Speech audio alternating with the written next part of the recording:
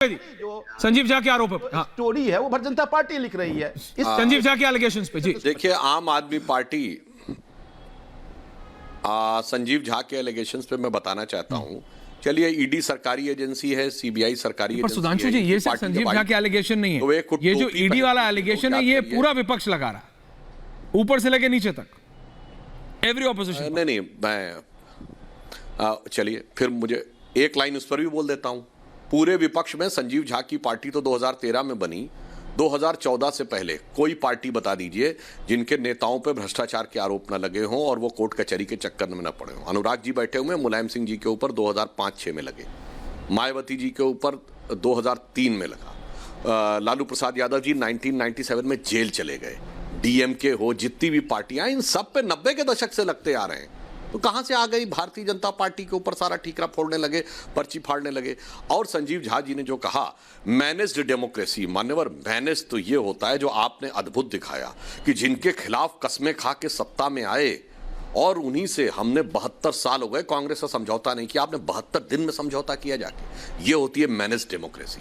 और कौन समझदार और कौन मूर्ख, पढ़ा लिखा होने के बाद अगर सोचिए, आपके नेता तो वो थे जिन्होंने कोविड वैक्सीन के समय कहा था कोविड वैक्सीन का फार्मूला सारी कंपनियों को बांट दीजिए ताकि वैक्सीन जल्दी जल्दी बन जाएगी और सबको मिल जाएगी। अरे मान्यवर, ये कोई चूरन का फार्मूला नहीं होता है जो सबको बांट दिया जाए। ये फार्मास्यूटिकल इंडस्ट्री में तो इतनी स्पेसिफिक रिक्वायरमेंट और स्पेसिफिक प्रोसीजर होता है कि पैरासिटामोल, वो आप बोल चुके, लेकिन मैं फिर आपसे बात कर रहा हूं सुधांशु जी, बुखार के समय वो भी मैं आपको रोकता नहीं हूं, पर मैं ये कह रहा हूं, ये आपने पहले भी कई बार ये वाला उदाहरण दिया, लेकिन मैं कह रहा हूं विपक्ष ये कहता है कि आप ईडी, सरकार ईडी का मिसयूज करे। अनुराग भदौरिया भी अभी यही कहने वाले।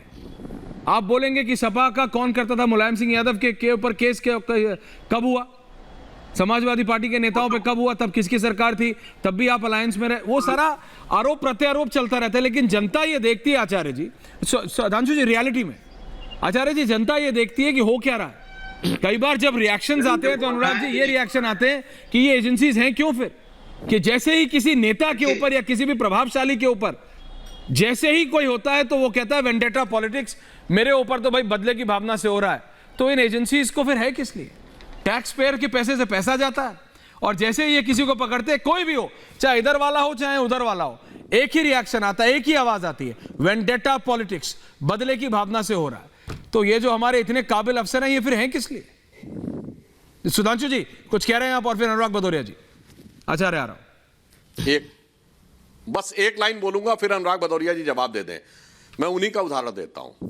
यदि इस देश में कोई एक नेता होता है जो अपना ऑफिशियल, सब लोग जब सांसद और विधायक का बढ़ते हैं तो अपनी संपत्ति का ब्यौरा भी देते हैं ना, तो वो लिखे मैं गरीबी की रेखा के नीचे हूं, बिलो पॉवर्टी लाइन, और 10 साल के अंदर वो 150 करोड़ की संपत्ति ऑफिशियली दिखाए और उसके बाद कहे कि अगर जांच एजेंसी जांच करने लगे, उसके खिलाफ मुकदमा हो जाए तो कहे वेंडेटा पॉलिटिक्स है। और ये कौन है? अनुराग भदौरिया जी की पार्टी, समाजवादी पार्टी के नेता गायत्री प्रजापति, जिन्होंने वो चमत्कार दिखाया कि 10 साल से कम समय में गरीबी की रेखा के नीचे से 150 करोड़ की संपत्ति हो गई। और यह विषय हमारी सरकार आने से पहले ही यह विषय प्रकाश में आ गया था और उस पर कार्रवाई शुरू हो गई थी। मैं देश की जनता विवेक के सोचता हूं, बीपीएल से 150 करोड़ की संपत्ति बनाने के बाद जांच होनी चाहिए या नहीं होनी चाहिए?